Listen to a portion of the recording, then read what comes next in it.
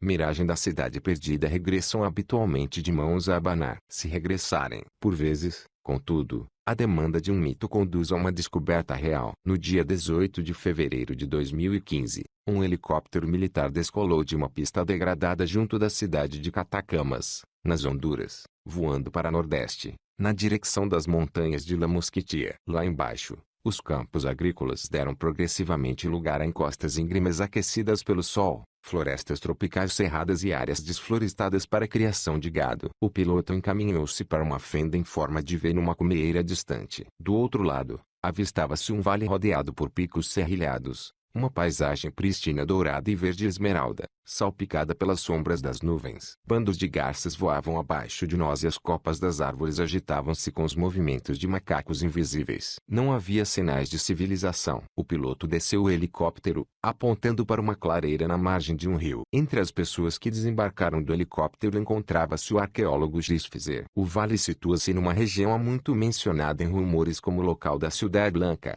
uma metrópole mítica de pedra branca, também conhecida como a cidade perdida do deus macaco. Gis não acreditava nessas lendas, mas acreditava que o vale, designado por ele e pelos seus companheiros como T1, continha as ruínas de uma verdadeira cidade perdida, abandonada há pelo menos meio milênio. Aliás, Gis tinha certeza da sua existência. A região de La Mosquitia divide-se entre as Honduras e a Nicarágua e contém a maior floresta tropical da América Central, albergando cerca de 50.000 km² de vegetação densa, pântanos e rios. De cima, pode parecer convidativa, mas a aventura pelo seu interior implica vários perigos: serpentes mortíferas, jaguares esfaimados e insetos nocivos, alguns dos quais portadores de doenças mortais. Boa parte do mito da cidade branca oculta fica a dever-se à natureza perigosa desta região bravia. A origem da lenda, porém, é obscura. Exploradores, prospectores e alguns dos primeiros aviadores registraram avistamentos dos baluartes brancos de uma cidade em ruínas erguendo-se acima da selva.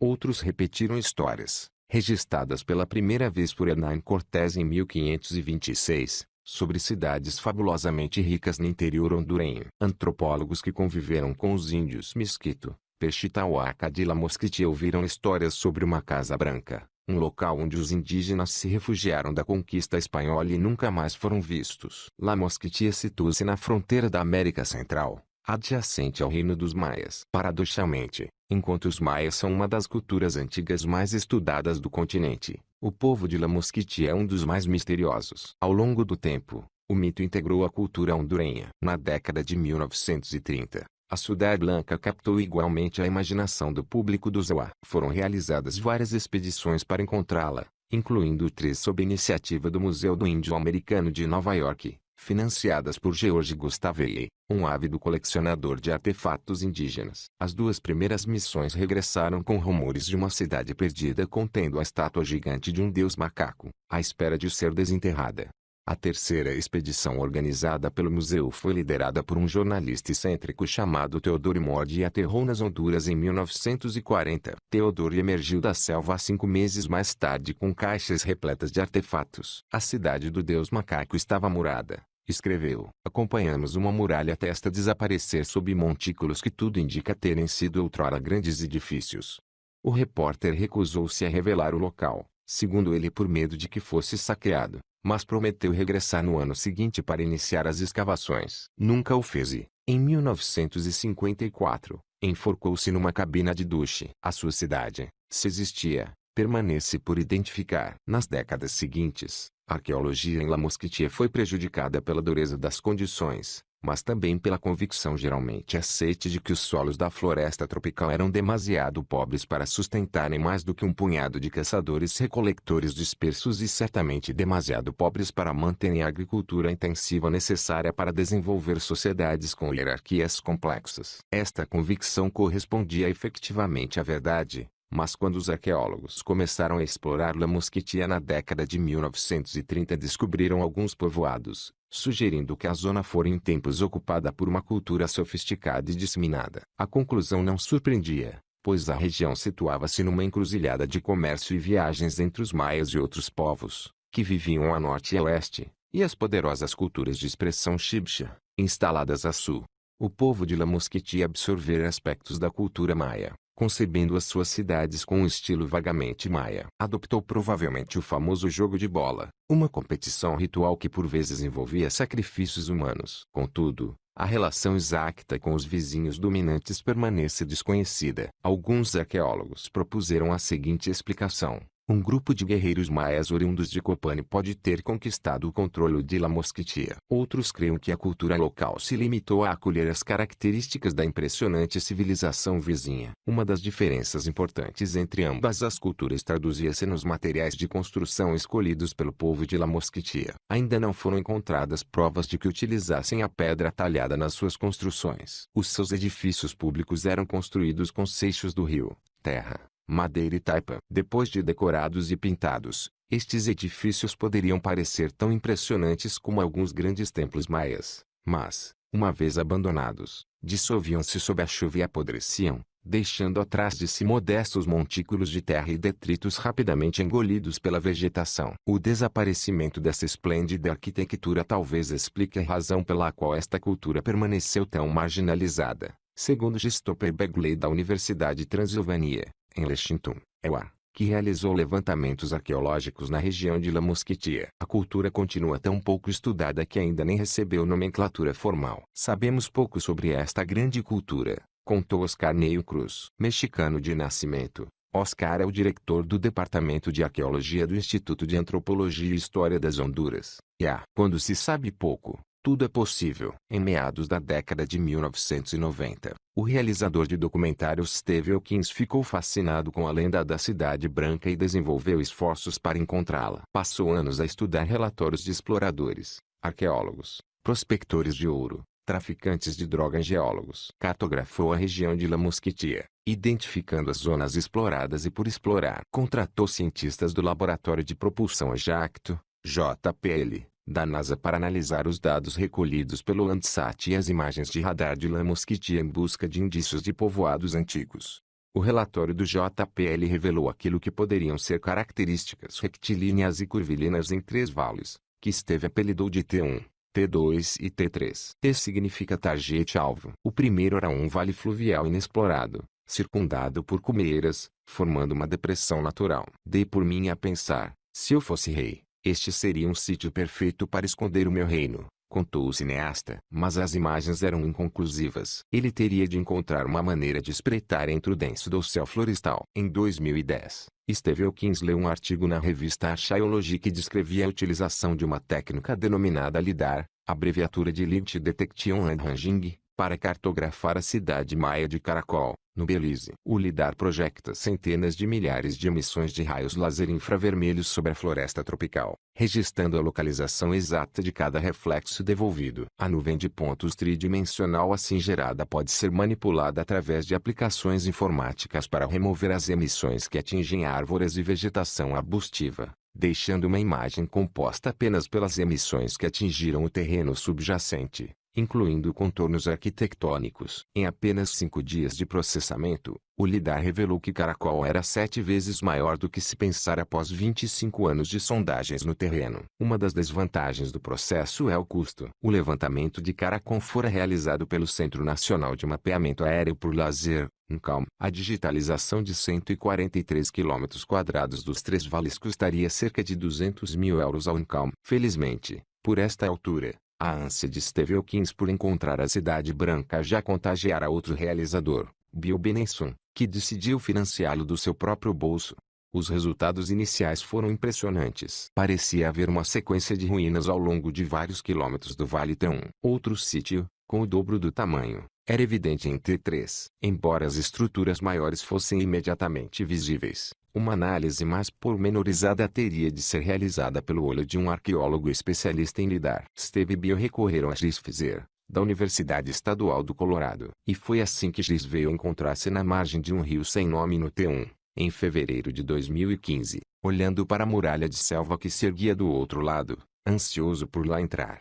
Desde o instante em que viu as imagens, Chris ficou cativado. Utilizara esta tecnologia para cartografar Angamuco, uma cidade antiga do feroz povo purépecha, Tarascos, que rivalizou com os astecas no México Central desde cerca de 1000 depois de Cristo até a chegada dos espanhóis. no início do século XVI. Enquanto as comunidades das terras altas da América pré-colombiana viviam em elevada densidade demográfica, as dos trópicos tendiam a disseminar-se pela paisagem. Apesar disso, os sítios T1 e T3 pareciam substanciais e eram certamente os maiores povoados até a data cartografados em La Mosquitia. A zona principal de T3 tinha quase 4 km², pouco menos do que a zona central de Copán, a cidade maior a oeste. O centro de T1 era mais pequeno mas mais concentrado, aparentando ser composto por 10 grandes praças, dezenas de montículos associados, estradas, socalcos agrícolas, canais de irrigação, um reservatório e uma possível pirâmide. Devido à arquitetura cerimonial, aterros e praças, X não teve dúvidas de que os dois locais correspondiam à definição arqueológica de uma cidade, um povoado com organização social complexa. As cidades possuem funções cerimoniais especiais e estão associadas à agricultura intensiva, disse, e costumavam implicar uma reconstrução monumental da paisagem. Entre os artefatos descobertos conta-se um rosto esculpido, parte jaguar, parte humano, do tamanho de um punho. A escavação poderá fornecer mais indícios sobre uma cultura ancestral tão mal conhecida que nem sequer tem nome. Na sua demanda pela localização da Cidade Branca, Steve e Bill tinham aparentemente encontrado duas cidades antigas bastante reais. Com a ajuda do governo das Honduras, criaram uma equipa capaz de entrar na selva e confirmar a verdade ao nível do solo daquilo que as imagens do lidar haviam identificado. Além de Chris Fisher, mais experiente do que qualquer outra pessoa no uso da tecnologia, a equipa contava com 2 outros arqueólogos, incluindo Oscar Neil Cruz do IA, um antropólogo, um engenheiro, 2 etnobotânicos, um geoquímico e um geógrafo. Acompanhava-os a equipa de filmagem de Steve e uma equipa da National Geographic. As questões logísticas eram assustadoras. Além de nos debatermos com serpentes, insectos, lama e chuva, arriscávamos-nos a contrair malária,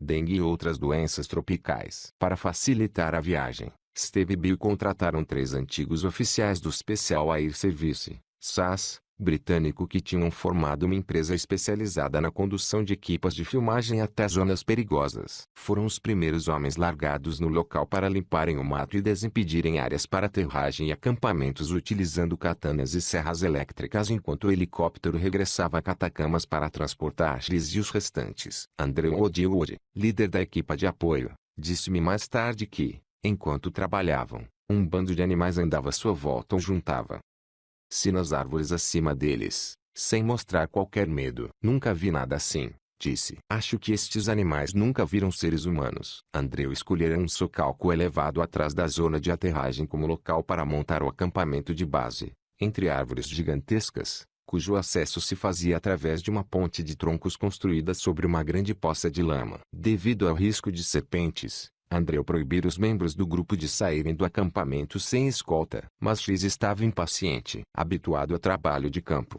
ameaçava iniciar a exploração sozinho. Ao fim da tarde, Andrew acedeu a fazer um reconhecimento rápido das ruínas. A equipa reuniu-se na margem do rio, vestindo proteções contra serpentes sobre as pernas e andando a repelente de insectos. O GPS Trimble, para o qual Chris fizer descarregar os mapas do lidar, mostrava a localização exata em relação às presumíveis ruínas. Consultando o GPS, Chris transmitiu indicações a Andrew, que abriu um trilho através de arbustos de helicônia. A floresta ressoava com o som das aves, rãs, sapos e insectos. Atravessamos a pé 2 grandes charcos de lama, um deles com água até a altura da coxa. Subimos os penhascos acima da planície de aluvião e chegamos à base de uma proeminência íngreme e revestida de selva. Vamos até o topo, anunciou Chris. As confirmações no solo tinham começado. Agarrados a lianas e raízes, subimos a encosta escorregadia e coberta de folhas. No alto, entre a vegetação densa, Chris apontou para uma depressão retangular subtil,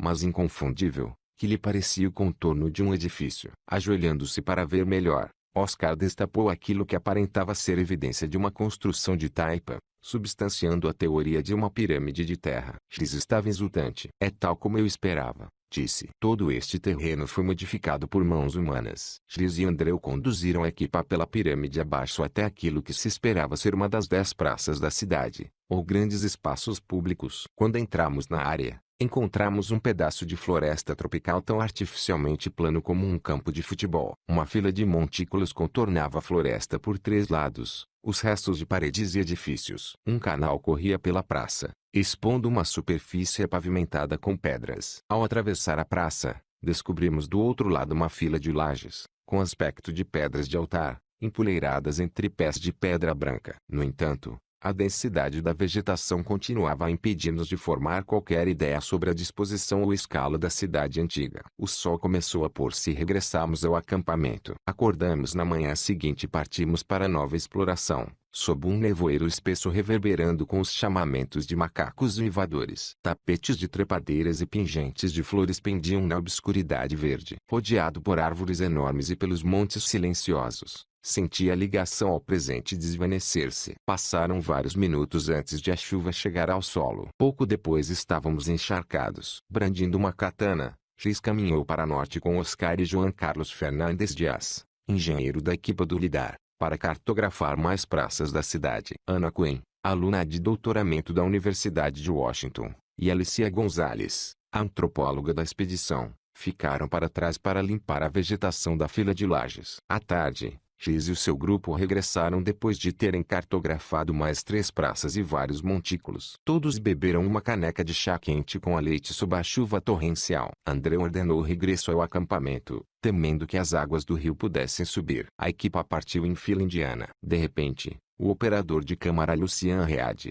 que caminhava perto do fim da fila, chamou por nós. Olhem, há aqui umas pedras estranhas. Na base da pirâmide, espreitando do solo, estavam os rebordos superiores de dezenas de esculturas maravilhosamente entalhadas em pedra. Vislumbrados entre folhas e trepadeiras e cobertos de musgo, os objetos ganharam forma sob o crepúsculo da selva: a cabeça de um jaguar a rosnar, um vaso de pedra decorado com uma cabeça de abutre, jarros enormes com serpentes gravadas e um conjunto de objetos que pareciam tronos ou mesas decorados, baptizados como metates pelos arqueólogos. Todos os achados estavam provavelmente intactos desde que ali tinham sido depositados séculos antes. Ouviram-se gritos de assombro. O grupo juntou-se em círculo. X tomou rapidamente conta da situação, pedindo a todos que se chegassem para trás e vedando a área com fita de sinalização. Ele estava tão entusiasmado como os outros ou talvez mais. Embora objetos semelhantes oriundos de outras zonas de La Mosquitia fossem bem conhecidos, a maioria eram peças isoladas e muito descobertas por Theodore Mord e outros ou desenterradas e removidas descuidadamente por autóctones ou saqueadores. Não havia certamente registro de um tesouro assim na literatura arqueológica. Havia mais 52 objetos visíveis à superfície e quem sabe quantos mais jazeriam debaixo de terra. É uma manifestação ritual poderosa retirar de circulação símbolos de riqueza como estes e deixá-los aqui,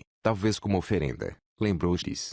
Nos dias que se seguiram, a equipa registrou cada objeto in situ, utilizando um dispositivo portátil do LIDAR montado sobre um tripé. João Carlos digitalizou os artefatos, criando imagens 3D de cada um. Nada foi tocado, nem removido. Isso ocorreria em outra altura, quando a equipa pudesse regressar com o equipamento certo e com tempo para proceder a uma escavação meticulosa. No momento em que escrevi estas palavras, outra expedição, de maior envergadura, está a ser planeada com o patrocínio completo do governo hondurenho. Atormentadas pelo tráfico de narcóticos e pela violência que o acompanha, as Honduras são um país pobre com grande necessidade de boas notícias. Ciudad Blanca, a Cidade Branca, pode ser uma lenda, mas um achado que aproxima essa história da realidade é motivo de grande entusiasmo. Trata-se de uma questão de orgulho coletivo, uma afirmação da ligação do povo ao seu passado pré-colombiano. Ao tomar conhecimento da descoberta do tesouro, João Orlando Hernández, o presidente das Honduras,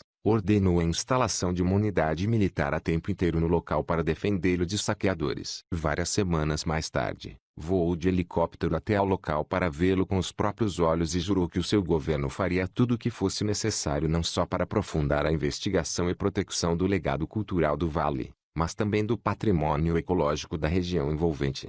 A investigação está a começar. A maior parte do vale tem está por examinar e as ruínas ainda maiores de T3 não foram ainda abordadas. E quem sabe o que se esconderá sob o dossel florestal que cobre o resto de La Mosquitia. Nos últimos anos, houve uma mudança fundamental na forma como os arqueólogos encaram a ocupação das paisagens tropicais pelos povos pré-colombianos. No passado, Os povoados humanos de baixa densidade demográfica eram meros pontos num terreno maioritariamente desabitado. Segundo a nova perspectiva, os povoados tinham densidade elevada e havia muito menos espaço vazio entre eles. Mesmo neste ambiente florestal longínquo, em lugares onde as pessoas não esperariam, havia grandes populações em cidades, milhares de pessoas, resumiu-lhes.